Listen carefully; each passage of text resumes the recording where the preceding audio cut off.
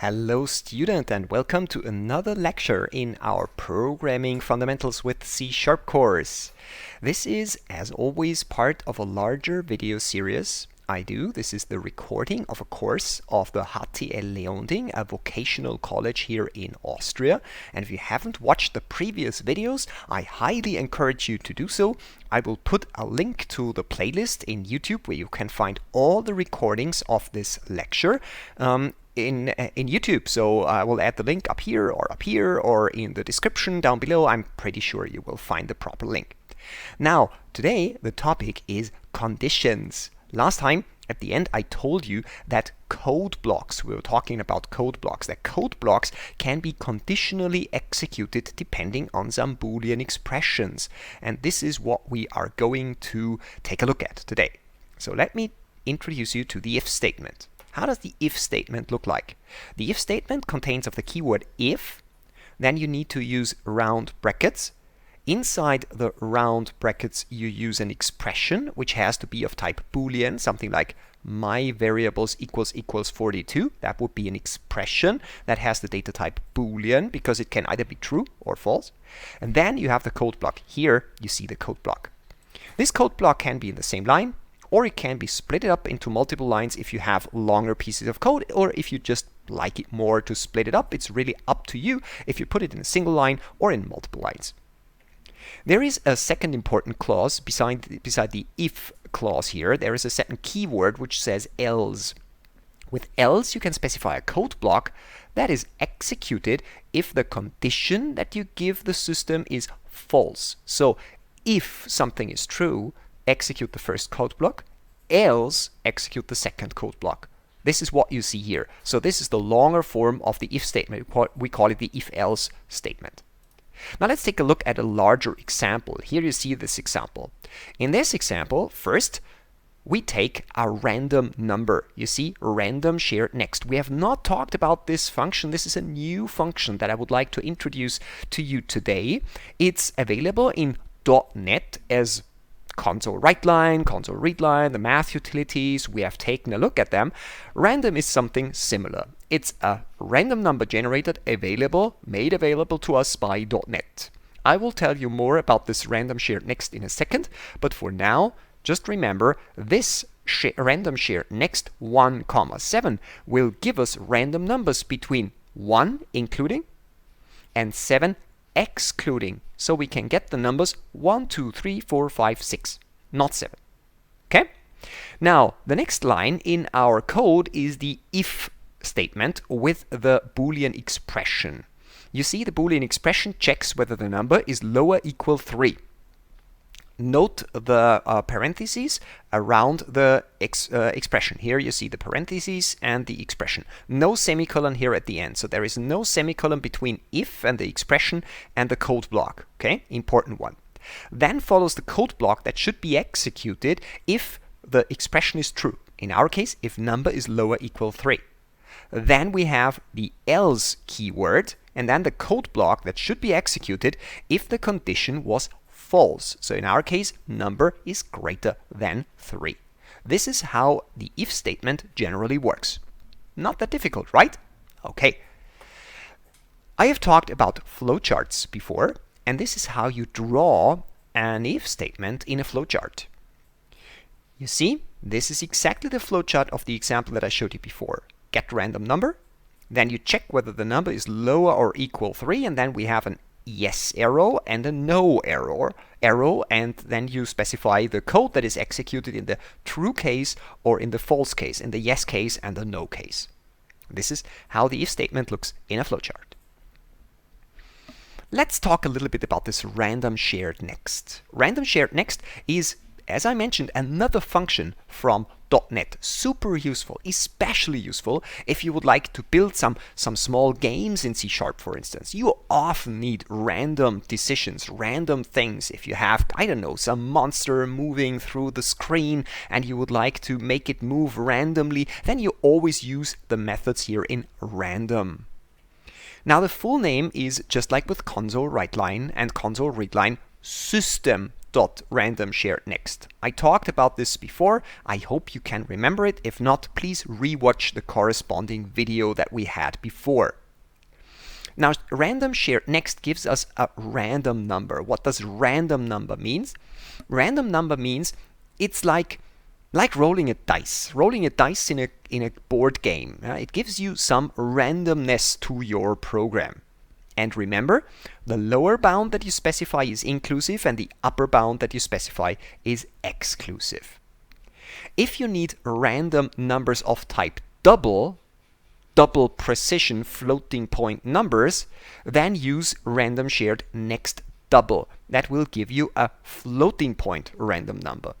The thing that we have used before gives you an integer random number. So very useful. Remember that function. We will probably use it a lot from now on. Let's build an example. We want to build a number analyzer. And in this number analyzer, we would like to practice how to use if statements. What do we want to do? We want to ask the user for a number. Then we want to find out whether this number is an even number or an odd number. Can you remember the modulo operator that we had before? Yes, the modulo operator gives us the remainder of the division. So 1 modulo 2 is 1 because the remainder of the division by 2 is 1. And 2 modulo 2 gives us 0 because the remainder of the division by 2 is 0. And with that, we can easily find out whether the number is even or odd. How would such a program look like? I did the implementation for you, and I highly recommend that you pause now for a moment and you type in that code just to have a typing exercise. It's very important to practice typing and to practice typing of C# code so you recognize automatically when you do some typing mistakes. So pause the video here, type in the code, and be right back when you're done with it. Great, so you have typed in the code, so now let's take a look at it. Here we use the good old friend int.parseConsole readline. We have done that before and I will not go into the details again. The important thing is the if statement here. This is the application of what I've shown you before. We ask for the number and then we use the if keyword for starting the if statement. Then we have the expression. This here is the expression. This expression is of type Boolean because the remainder is either 0 or not 0. So it's true or false. That is Boolean. Then we specify what we want to print in the positive case, in the true case. And here with the else keyword, we specify what we want to print in the negative case, in the false case. Let's take a look at a larger example. Do you know the old child's game Rock-Paper-Scissors? Roshambo? That's exactly what we are going to implement here.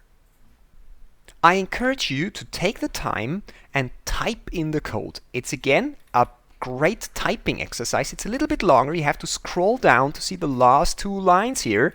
But believe me, I can already type, so I am allowed to copy it and show it to you inside of my Visual Studio Code Editor. But please, please, please do not just copy the code if you are a beginner. Try to type it in, try to understand the code, and I will walk you through as soon as you have typed it in. Great, so now you have typed in the code. Your screen should look similar to mine here. Now let me walk you through this code. This is now a little bit more complicated because, as you know, the Roshambo game, the rock-paper-scissors game, consists of multiple decisions. It always depends on what the first player has chosen, rock, paper, or scissors, or what the second player has chosen, rock, paper, scissors. And so we have multiple combinations. Let's take a look at the first part here. Please focus on this code.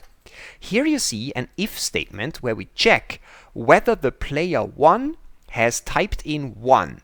1 stands for, you see it here, rock. So player 1 has chosen rock. If the player 1 has chosen rock, then the player 2 has maybe chosen, here, paper. See?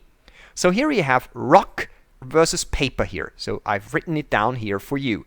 And in that case, paper wraps the rock, so the winner is 2, as you can see it here. The other possibility is that the player 2 has chosen scissors. Let's take yellow here. Here you see scissors is 3, so we check here the 3. So here we have the situation that player 1 has chosen 1, player 2 has chosen 3. That means rock versus scissors. Rock destroys scissors, so therefore the winner is 1. So you see, by nesting the if statements, we can combine conditions. So in that case, we can implement this rock, paper, scissors game. Now, if the player 1 has not chosen the rock, as seen here, we have to do the next if statement. This is why we use inside the else another if statement again. So we say, if player 1 has chosen rock, then do something. Else, if the player 1 has chosen paper, then do something. Else, if the player 1 has chosen scissors, then do something. This is how you can not only nest the if statements, as you can see it here, but also how you can connect these if statements and perform one if statement only if the first if statement was false, not true. This is the interesting aspect of this example. Give it a try. Run this application with .NET Run, type in different selections, rock, paper, scissors, for both players and see whether it works. Did it work? Great, let's get back to the slides here. What we have learned from this example is that we can use blocks in multiple lines or single lines. We have talked about that before. And that in the else clause, we can immediately put the if statement again to combine if, else, if, else, if, else statements. Now we can make our code much cleaner by introducing constants. Why would we do that? Let me take a look again with you here in this code example. If I show you that one, I might ask you, what does this 2 mean? And maybe so far you have already remembered that 2 means paper, but it's really hard to read, right?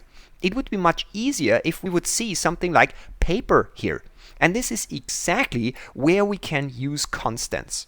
So in this variant of this example, this is an enhanced version of our code example, we are introducing a bunch of constants, as you can see it here.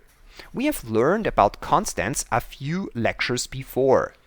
And then we can use these constants in our code. Instead of writing player 1 equals 1, we write player 1 equals rock. Much easier to read.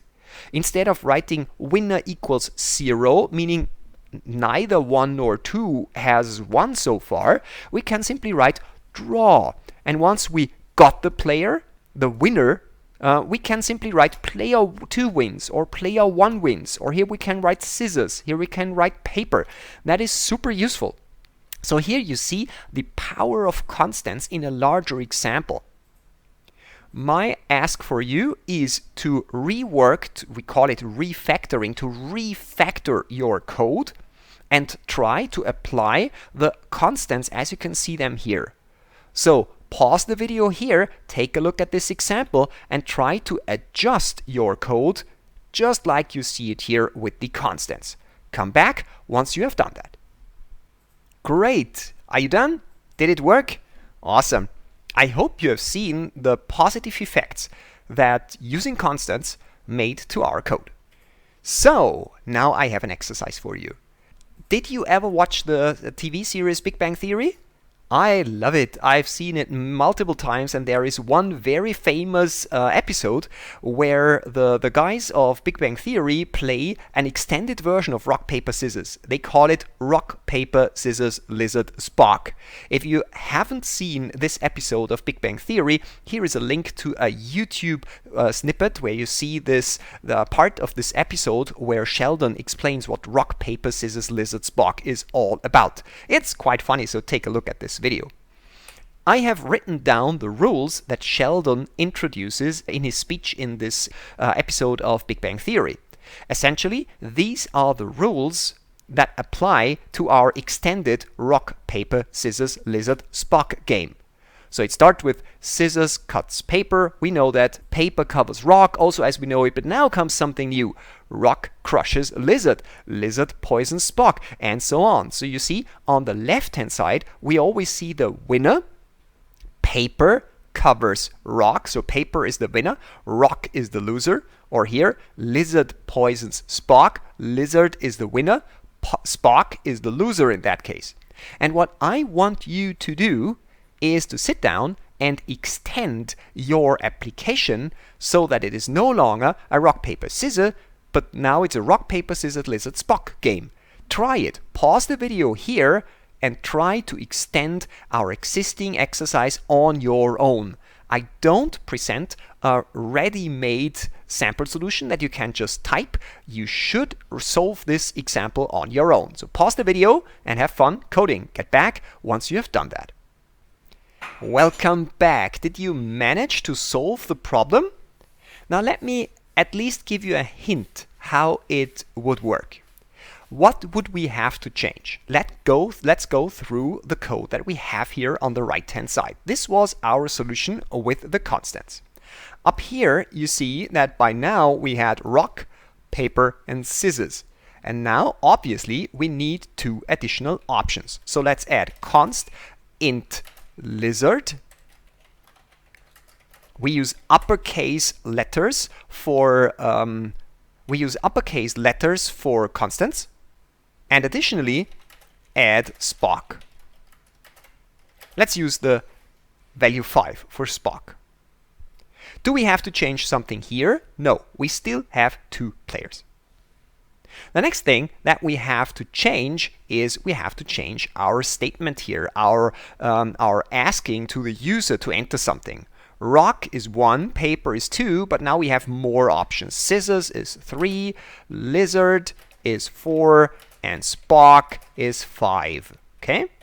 And we have to do that 2 times, so I will copy this one, Control C for copy, and here Control V for pasting, and here I have to fix this one so that we have a nice printout, a nice ask to the user. Please choose rock 1, paper 2, scissors 3, lizard 4, Spock 4, 5. Now we have to think about how we have to change our conditions here. So far, in this case, player 1 is rock. We have the possibilities to check whether the player 2 has chosen paper or scissors. Now we have to extend that. And the concept here would be to add else if player 2 equals lizard. Then we have to do something. Let me mark that here. I will not show you the complete example. You should do it on your own here. And then we have to add another else if player 2 equals Spock. And I think by now you got the idea, right? So again, I will keep this one for you to fill out. You have to find the correct line here and enter the correct winner here. Now, obviously, we have to do that in all cases. So here we have to add additional else-if statements. So here we have to add additional else-if statements. Please do that on your own. Last but not least, we also have to extend the outer if statements, because here we have rock, here we have paper, here we have scissors, but we haven't covered lizard and Spock yet. So what we have to do is we have to add else if player 1 equals lizard. See? And then we have to again add our if, else, if things just like before. And finally, else if player 1 equals Spock, that would be the last one, and again the remaining if statements. So what you will end up having is 1, 2, 3, 4, 5 outer if statements and 1, 2, 3, 4 inner statements. Why not 5 inner statements?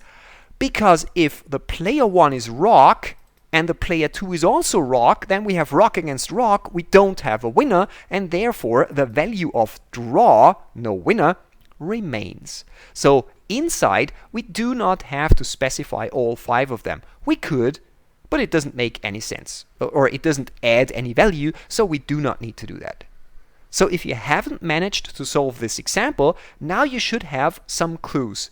So pause the video again and maybe rework your application, or try it again with my tips here and get back once you have done it. I am sure you made it, didn't you? Great. So let's go on with our presentation. In if statements, the expression can be more powerful. It can be more complex than just a simple comparison. For instance, my variable equals 42. That would be a very simple expression, and we practice that now in our rock, paper, scissors and in our Rock-Paper-Scissors-Lizard-Spock game. But we can do more. We can combine multiple expressions with logical operators. Let's take a look at some examples. Here we have the AND operator. In our case, let's think about Lego pieces, for instance. They have a certain number of knobs and they have a certain color, for instance. And if we want to look for, if we want to find out if a certain Lego piece has exactly 2 knobs and is of color gray, then we can write it like that. Let me zoom in so you see it very clearly. Knobs equals 2. That would be the first expression. It's of type Boolean. Then we have the second expression, which says color equals gray. That would be the second expression here. And in the middle, we have the AND operator. So both things have to be true. This is why we say AND. And we write the AND operator with a double ampersand character, as you can see it here. So the entire expression, let's mark it in red here, will be true if the left expression and, this is why it's called AND, the right expression is true. Okay? This is the AND logical operator. If we have AND, we also have OR. So if we are looking for some Lego piece that has 2 knobs or has a length of 2, so it might have 2 knobs on one side and 6 knobs on the other side, that would also be fine. Both is fine for us. Then we can use the OR operator. Again, let's split that into the various pieces. This is the left-hand side expression. This is the right-hand side expression. In the middle, we have the OR thing, and the entire expression is true if the left side is true, or the right side is true, or both sides are true. That is also okay. This is what we call the OR operator. And it's written with 2 pipe symbols. You get the pipe symbol by using the Alt-GR key together with the greater or lower sign key. Take a look at your keyboard. I'm pretty sure you will find it there. Last but not least, we can add the NOT operator. It negates the expression's value. So false becomes true and true becomes false. Let's take a look at the example here. We already know what the left-hand side means, and we already know what the AND operator means. But now on the right-hand side here, we have this exclamation mark, and this says not. So by saying not color equals gray, that means we say this is true if the color is not gray. See? So what we are doing, we are evaluating this part of the expression, and then we are turning it around. We are flipping it from false to true, from true to false. This is what the NOT operator does. This is how we write it. And of course, as you can see here, we can combine AND, OR, and so on with the negation operator. This is pretty complicated, so I think we have to go into some exercises and try some code. But before, I would like to show you the so-called AND and OR logical table. How do you read this thing here? This table here shows us what the result is if we combine on the one-hand side this on the left-hand side and this on the right-hand side. So true and true results in true. True and false results in false, because as we said, AND means both sides have to be true. False and true results in false. false, and false results in false. So this is this table where you see all combinations of a left-hand side expression and a right-hand side expression, and the result if you apply the AND operator. And here you have some examples down here. We can write the same for the OR operator. Again, this would be the left-hand side, this would be the right-hand side. So let's take a look. True or true is true. True or false is true. Both might be true, or at least one of them needs to be true, so therefore true and false is true. False and true is true. We have one true here, and only false or false is false. See? This is how you combine this. This is how you read this table. You can always go back to this table if you have forgotten what and OR really means. But if you remember the very simple rule of thumb, AND means both sides have to be true. OR means at least one of them need to be true. Left or right or both. Okay, that's the same. Essentially the same, but this is more in a formal way written down as a table. Okay, let's take a look at examples.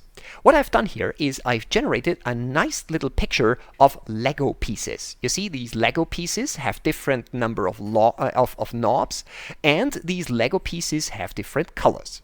So let's think about some logical operators. The first one that I would like to discuss with you is this one. Knobs equals 6 and color equals blue. So let's think about what that means. Knobs equals 6 would be that one and that one, right? But because we combine it with the and color equals blue expression, this one, the red one, is not really part of our solution. So the solution is the blue one. This is the only one that fulfills both conditions, and we need both conditions because we have the AND operator here, right? Okay, that was an easy one to warm up. Let's try the same with the OR. Knobs equals 4, so we have all the elements that have 4 knobs. Let's mark all the elements that have 4 knobs. We have that one here. Then we have that one here. These are the two with 4 knobs. But then we have color equals red, and we combine that with the OR statement. So the left-hand side might be true, the right-hand side might be true, or both might be true. And those will be part of the result. So we have to add this one because it's red, and we have to add this one because it's also red. So the result are these 4 Lego pieces. That would be the OR operator. Do you see the concept? Let's go to the next level. This is now a little bit more complicated. Knobs greater equal 4. So let's mark the ones with knobs greater equal 4. That would be that one here. That would be that one here. That would be that one here, right? And that one, yeah. I forgot that one. Now, let's take a look at the second one. We have an AND, color equals blue. But around the color equals blue, we have the exclamation mark. Can you remember what the exclamation mark meant? The exclamation mark meant not. So we say AND, not color equals blue. In other words, color not equals blue. So therefore, we have to remove this one because it's blue.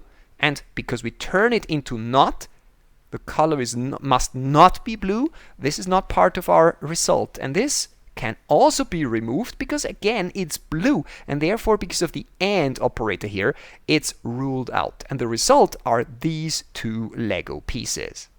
See how it works? So this is the NOT operator. Next level. Here we have a little bit more math. See? Knobs modulo 2 equals 1. So the remainder of the division by 2 has to be 1, and the color has to be gray. Let's quickly check that on the left-hand side and think it through. Knobs modulo 2 equals 1 would be all with an odd number of knobs. That would be that one, that would be that one, and that would be that one. But because we use the AND operator here, we also need to have the color gray because it says and. Therefore, this one goes away, and we have these two finally remaining for this expression. Let's try this one. This is particularly interesting, because here we combine three expressions with two AND operators. Let's take a closer look at that. The first one says knobs modulo 2 equals 0. So we have an even number of knobs. That would be that one, that one, that one, that one, that one, and that one. They all have even number of knobs. But then it says the color must be green and the knobs must be lower than 3. So the first one, this one, falls out because the number of knobs is greater than 3. This one falls out because it's red and not green. This one falls out because it's red and not green. This one because it's blue. This one because it's blue. And that leaves us with this single result here. So you see, it's pretty simple to combine more than two conditions with more than one logical operator. Let's try the next one.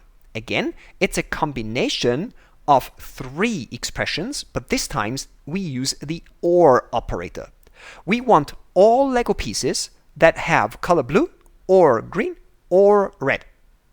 And if you check all them through, then it's pretty natural that only the gray ones fall out. They do not fulfill color equals blue, or color equals green, or color equals red.